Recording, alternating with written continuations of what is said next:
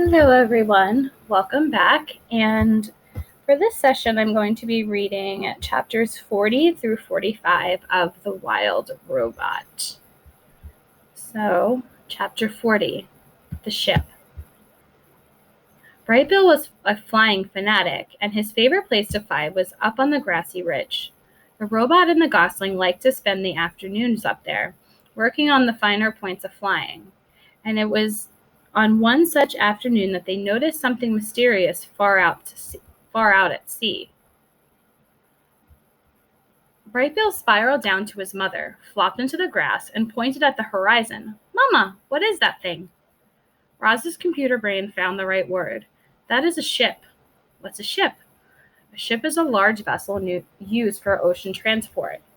Brightbill's face scrunched up with confusion. "Used by who?" "I do not know." It was the first ship either of them had ever laid eyes on. From that distance, it looked as though it were moving slowly, but it was actually racing through the waves. From that distance, it looked as though it were small, but it was actually one of the largest ships ever built. The robot and the gosling watched it crawl across the ocean until it finally disappeared to the south.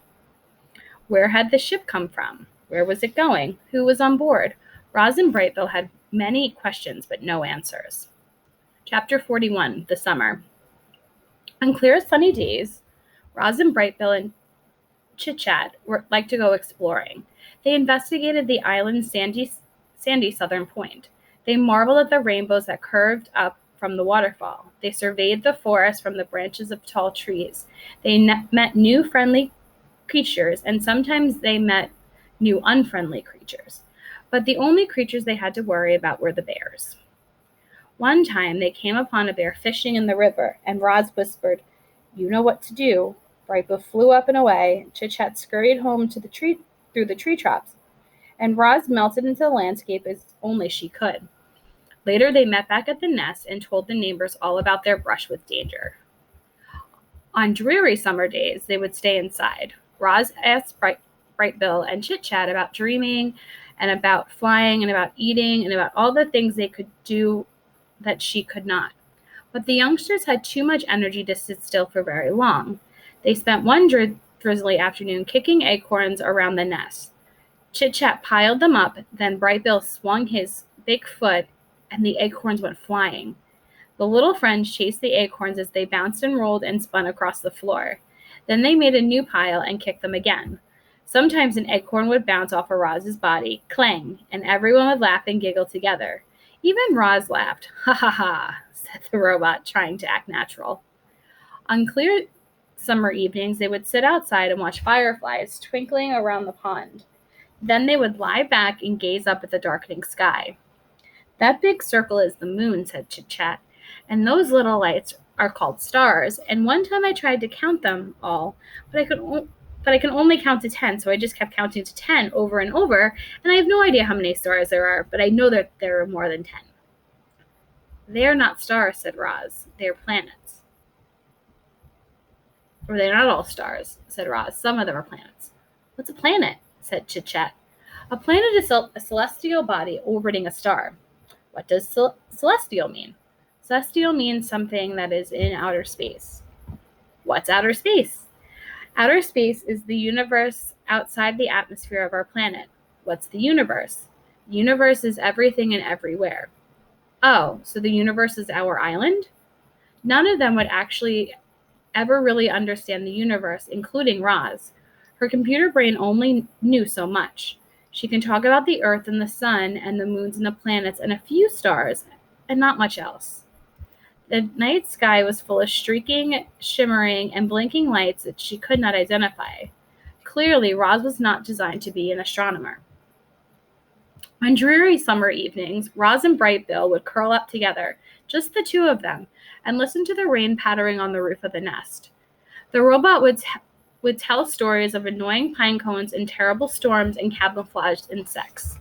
But the sound of rain always made Brightbill sleepy, and he'd be out before his mother could ever finish a story. Chapter 42, The Strange Family. It was a sweltering afternoon, and the heat had put everyone in a bad mood. Roz was standing in the shade watching her son out in the water. The other goslings were teasing him about something when they suddenly burst into laughter, and Brightbill turned and hurried home with a stormy expression on his face. He stomped into the garden and right past his mother without saying a word. "What is wrong, Brightbill?" said Roz as she followed her son into the nest. "Nothing," he squawked. "Leave me alone." "Tell me what's wrong." "I don't want to talk about it." "Maybe I can help." "Mama, the other goslings were making fun of me." "What did they say?" "They called you a monster and then laughed at me for having a monster mother." "They should know by now that I'm not a monster. Would you like me to talk to them?" "No, don't do that. That will just make it worse, or make things worse." The robot sat next to her son. "Mama, I know you're a robot, but I don't understand what a robot is." "A robot is a machine. I was not born. I was built." "Who built you?" "I do not know. I do not remember being built. My first memory is waking up on the northern shore of this island." "Were you smaller back then?" asked the gosling. "No, I have always been this size." Roz looked down at her weathered body. "However, I used to be shiny, like the surface of the pond. I used to stand straighter than a tree trunk. I used to speak a different language. I have not grown bigger, but I have changed very much." The robot wanted to explain things to her son, but the truth is that she understood very little about herself. It was a mystery on how she'd come to life on the rocky shore. It was a mystery why her computer brain knew certain things but not others. She tried to answer Brightbill's questions, but her answers only left him more confused. "What do you mean? You're not alive?" squawked Brightbill. "It is true," said Roz. "I am not an animal. I do not eat or breathe. I am not alive." "You move and talk and think, Mama. You're definitely alive." It was impossible for such a young goose to understand technical things like computer brains and batteries and machines. The gosling was much better at understanding natural things like islands and forests and parents. Parents. The word suddenly left Brightbill feeling uneasy.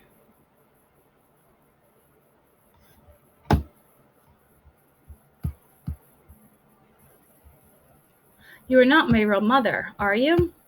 "There are many kinds of mothers," said the robot. "Some mothers spend their whole lives caring for their young. Some lay eggs and immediately abandon them. Some care for the offspring of other mothers. I have tried to act like your mother, but no, I am not your birth mother." "Do you know what happened to my birth mother?" Roz told Brightbill about that fateful day in spring, about how the rocks had fallen and only one egg had survived, about how she put the egg in a nest and carried it away, about how she'd watch over the egg until a tiny gosling hatched. Brightbill listened carefully until she finished. "Should I stop calling you Mama?" asked the gosling. "I will still act like your mother, no matter what you call me," said the robot. "I think I'll keep calling you Mama. I think I will keep calling you son." "We're a strange family," said Brightbill, with a little smile. "I kind of like it that way." "Me too," said Roz. Chapter 43. The Gosling Takes Off. It must be hard to have a robot for a mother. I think the hardest part for Brightbill was all of the mystery that surrounded Roz. Where had she come from? What was it like to be a robot? Would she always be there for him? These questions filled the gosling's mind, and his feelings for his mother swung between love and confusion and anger. I'm sure many of you know what it's like. Roz could sense that Brightbill was struggling, so she spent a lot of time talking with him about family and geese and robots. "Are there other robots on the island?" said the gosling during one of their talks. He had been sitting beside his mother in the garden, but now stood and faced her. "Yes, there are others on the island," said Roz, "but they are inoperative." Inoperative? For a robot, being an operative is like being dead. Where are the dead robots? They are on the northern shores. I want to see them. I do not think it's a good idea. Why not? You are still a gosling. You are too young to see dead robots. I will take you to see them when you're older. Mama, I am not a gosling anymore. Brightbill puffed out his chest. I'm already 4 months old. I'm sorry, says Roz, but you cannot go. Brightbill stomped around the garden and squawked, This isn't fair. I promise I will take you to see them when you are older, said the robot. But I want to go now. Please come down. You can't even fly. I could take off and you wouldn't be able to stop me.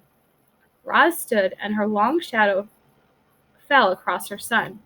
The gosling could feel his emotions swinging wildly, and for a moment he was actually afraid of his own mother.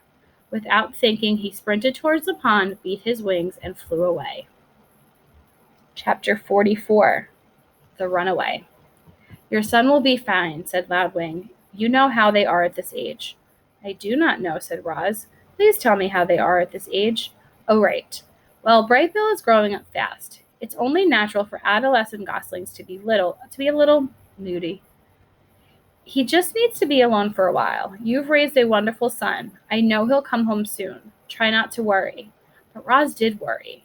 At least, she worried as much as a robot was capable of worrying.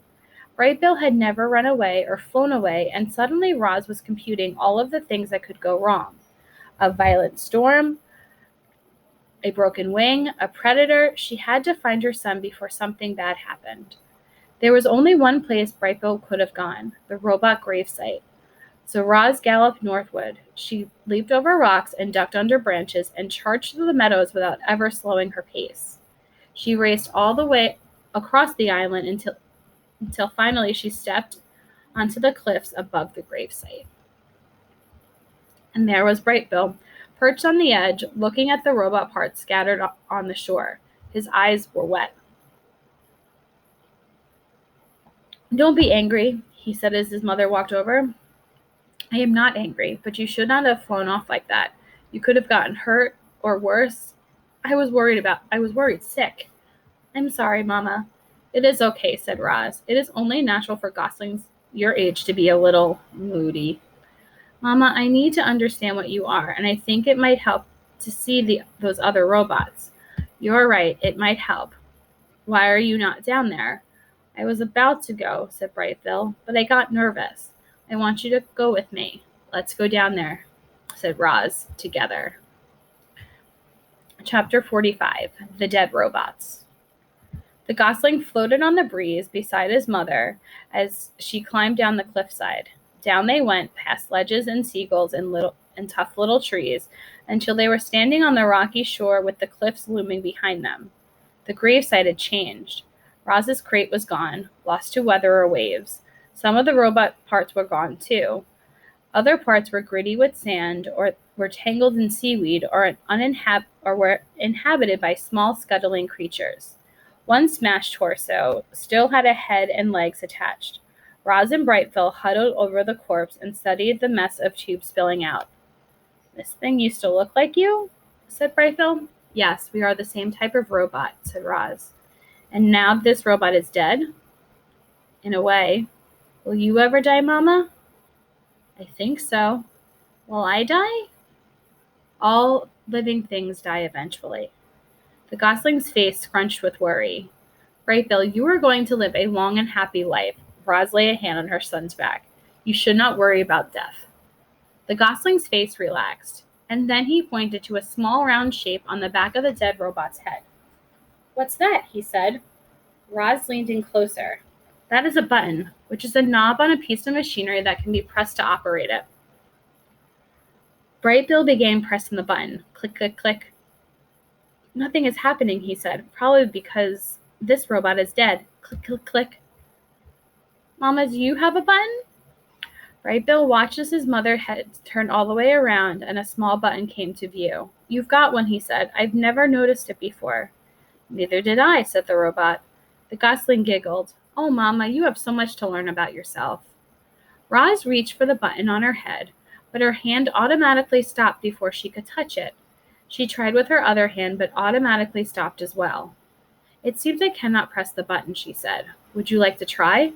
What will happen? I think that I will shut down, but I think you could simply press the button again and restart me. You think? Squawked Brightbill. What if you're wrong? What if you wake up different?